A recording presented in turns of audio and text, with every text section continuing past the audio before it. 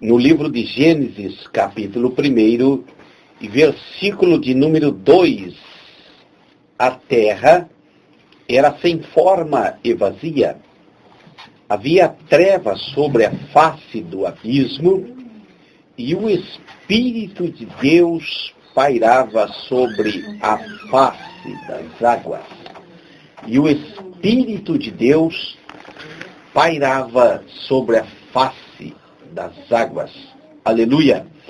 Lá em 1 Coríntios, capítulo 12, verso 8, 9 e 10, diz a Bíblia: a um pelo Espírito é dada a palavra da sabedoria, a outra pelo mesmo Espírito a palavra da ciência, a outro pelo mesmo Espírito a fé, a outro pelo mesmo Espírito dons de curar, a outro a operação de milagres, a outro profecia, a outro discernimento de Espírito, a outro variedade de línguas e a outro interpretações de línguas. Aleluia! Nós louvamos a Deus porque sabemos que no Antigo Testamento a grande operação, para que possamos entender, tem a primazia do Deus Pai Todo-Poderoso. E sabemos que Jesus, o Cristo, a segunda pessoa da Trindade, operou na terra, sendo o Verbo que se fez carne. E sabemos a obra do Calvário, sabemos a obra vicária de Jesus, ali na cruz, resgatando o homem do vil pecado. Sabemos também que Jesus, ao ascender aos céus, como está ali no primeiro capítulo de Atos dos Apóstolos, ele disse que enviaria o Consolador, e nós estamos na dispensação da graça, onde opera a terceira pessoa da Trindade, o querido e maravilhoso Espírito Santo do Senhor. Quando lemos aqui, em Gênesis 1, 2, nós podemos entender que o Espírito paira sobre as águas. Nós entendemos ali o início, a criação de todas as coisas. E a grande inspiração é o Espírito Santo de Deus que dá para a glória de Deus. E o Espírito Santo de Deus, ele paira sobre as águas, e nós sabemos que águas, ela é a representação, a tipificação da própria palavra de Deus. E o Espírito Santo, ele inspira a pregação da palavra. Toda vez que a palavra de Deus é pregada, ela vem inspirada pelo Espírito Santo de Deus. Principalmente quando é pregada com sinceridade, ou ainda na revelação. Porque temos aí 3 tipos de interpretação: a literal, a alegórica e aquela espiritual, aquela que Deus dá. E nós vamos ver que a operação de Deus no Antigo Testamento, a operação de Jesus, e estamos agora na dispensação da graça, como já falamos, na direção, inspiração, controle e o trabalhar do Espírito Santo de Deus. E nós vamos ver aqui, como lemos aqui em 1 Coríntios 2, verso 8, 9 e 10, os nove dons dados pelo Espírito Santo para a igreja. Estou falando aqui dos dons dados pelo Espírito Santo às igrejas, para que as igrejas se tornem vitoriosas, para que as igrejas prosperem, para que haja as curas, libertações e revelações, para que o povo de Deus seja consolado, confortado e dirigido pelo Espírito Santo de Deus. Aleluia! Nós sabemos dos dons dados por Deus, que está escrito em Romanos 12, versos 6 e 8. Nós sabemos dos dons dados por Jesus em Efésios 4, versículos 7 ao 16. E nós sabemos que os dons do Espírito Santo, eles são dados para proveito específico da igreja. Aleluia! E nós sabemos que os dons do Espírito Santo são dados à igreja para o mover da igreja. E que ninguém é o detentor exclusivo dos dons do Espírito Santo. Não, o Espírito Santo, ele é distribuído ao corpo chamado igreja. Portanto, ninguém se glorie por um dia ter orado e alguém ter sido curado através da imposição das mãos, através daquela oração, porque Deus dá os dons conforme a necessidade da igreja. Aleluia!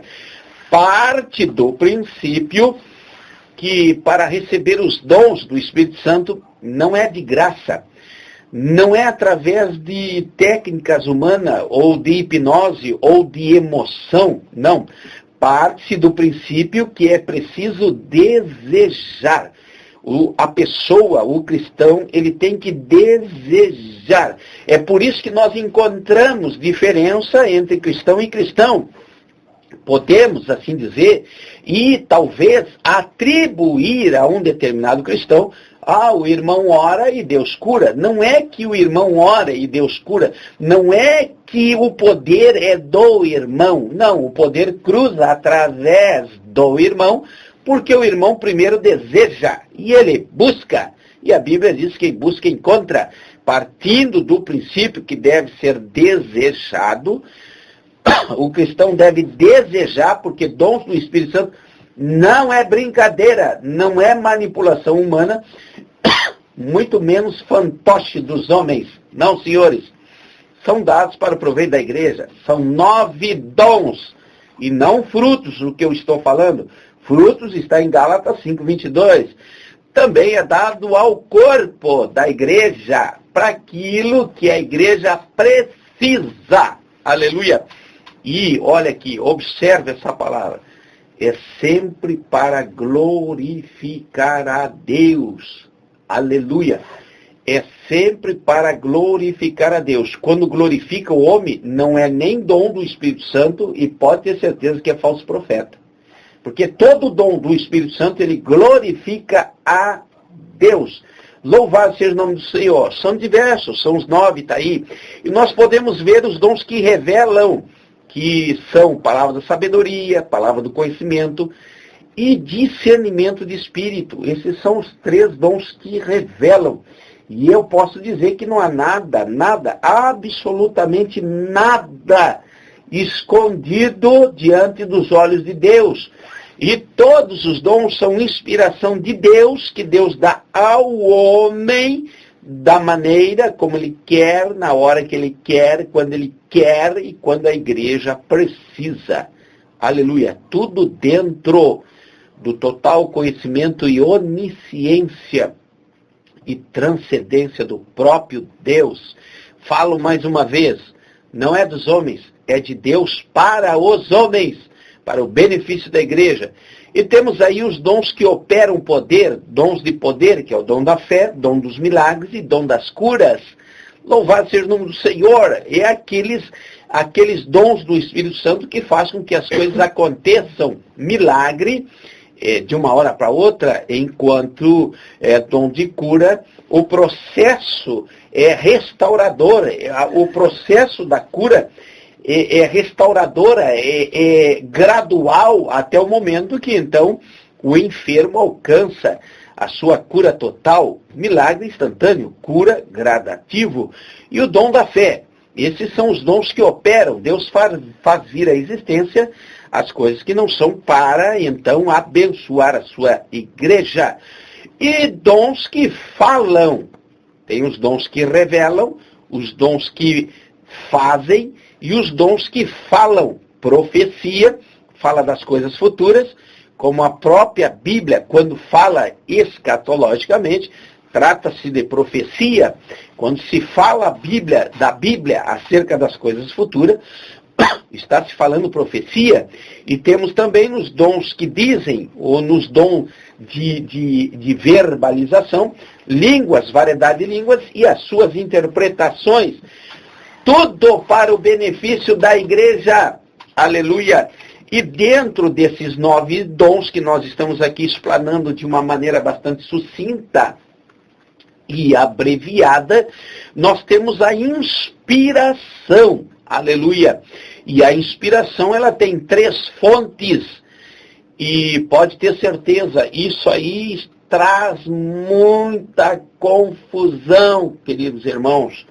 Porque muitos aí estão sendo orientados pelo seu próprio intelecto, muitos estão aí sendo orientados pela sua própria intuição, muitos aí estão orientando outros pela gama de conhecimentos que têm, deixando Deus num segundo plano.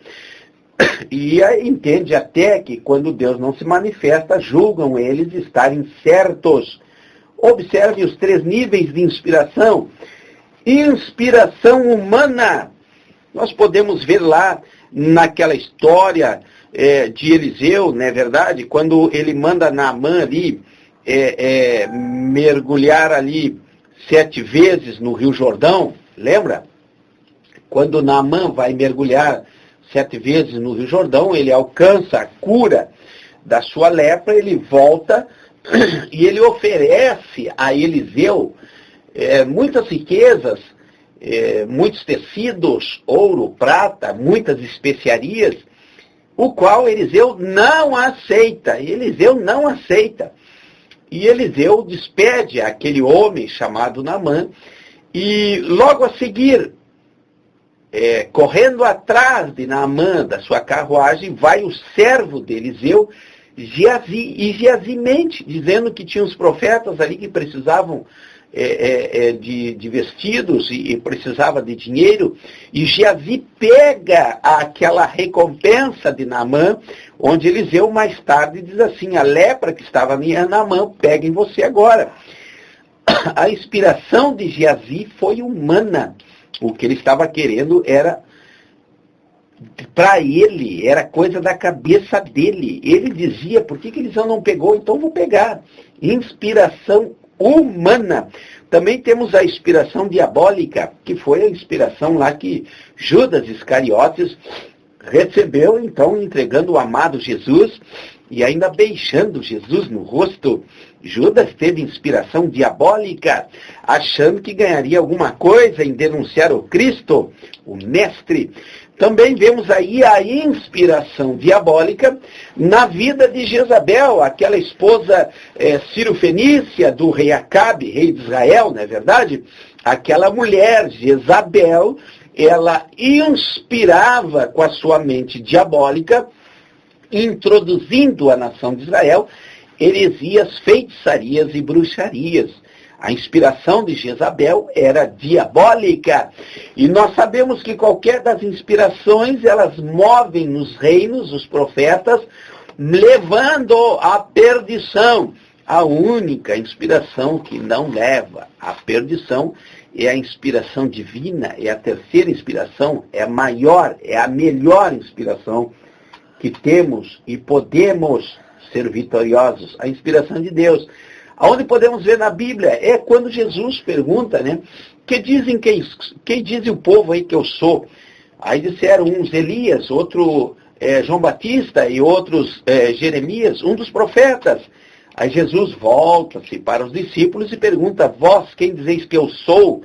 E aí Pedro diz: tu és o Cristo vivo. Aí o que então Jesus fala? Isso foi Deus que te revelou, foi o Espírito Santo de Deus que te revelou. Aleluia! Nós podemos ver então inspiração humana, inspiração diabólica e inspiração de Deus. Observe que qualquer cristão pode ter uma dessas 3 inspirações. E é muito importante ter muito cuidado, porque muitas vezes estamos aí com uma intuição muito forte, achando que estamos certos em um determinado assunto, mas aquilo não provém de Deus. O que fazer? Vá para a oração, aleluia, porque na oração tudo se resolve, se descobrirá se a oração é humana, se é diabólica, se confirmará se a inspiração é de Deus. Diga-se de passagem que nós estamos entrando aí nos últimos momentos da era cristã na Terra, nos últimos momentos da igreja na Terra. Nós estamos entrando aí nos últimos momentos da dispensação da graça, que vai se encerrar. Aleluia! E quando o tempo do fim se aproxima, devemos dobrar a atenção e precisamos mais do que nunca da operação do Espírito Santo no nosso meio. Porque quando não vimos mais, palavra da sabedoria, palavra do conhecimento, discernimento, aliás, discernimento é o que todo líder deve ter para dar a oportunidade ou consagrar alguém, porque ele pode estar consagrando um falso profeta, um falso obreiro. Então toda liderança precisa do discernimento de espírito. Quando não se tem esses dons, a igreja começa a entrar em decadência. Temos aí também a falta de milagres, a falta de curas, a falta da fé, muitos entrando dentro das igrejas e não demorando muito, vão embora entristecidos com alguma coisa ou outra, e aí Jesus diz assim, quando eu vier, por acaso eu vou achar fé na terra? Então aí trata-se do princípio que a operação do Espírito Santo de Deus para a igreja, essa operação dos 9 dons do Espírito Santo, está em falta. Talvez se fale língua, mas muito pouco. E cadê as interpretações? Aleluia! E cadê as profecias? Aonde está o mover? E nós sabemos e entendemos que quando a Bíblia diz que o Espírito Santo pairava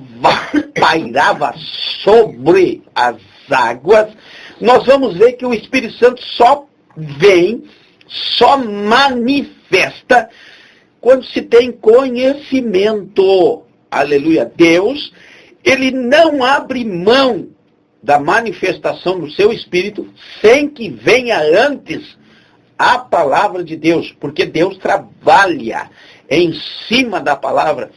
É através da palavra de Deus que Deus opera. Por exemplo, quando a Bíblia diz assim, por onde Jesus andava ele curava, quando se cita o texto bíblico no Evangelho dizendo que onde Jesus andava ele curava, pode ali, naquele instante, haver a manifestação da cura.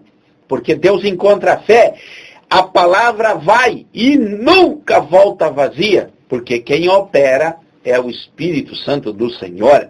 O que nós precisamos é que o Espírito Santo de Deus paire sobre as águas. O que nós precisamos é da manifestação dos dons no nosso meio.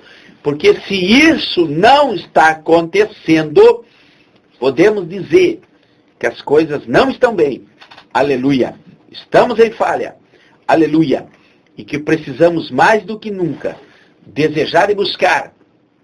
Porque só assim vamos ver a operação do Espírito Santo de Deus pairando sobre as águas.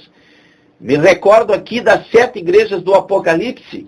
Lembro-me que começa o texto de cada uma das 7 igrejas dizendo assim, ao anjo da igreja de Esmirna, de Sardes, Pérgamo, Filadélfia, Laodiceia, Tiatira, ao anjo da igreja. Começa todo o texto em cada uma das 7 igrejas se dirigindo ao anjo. Nós sabemos que anjo é pastora.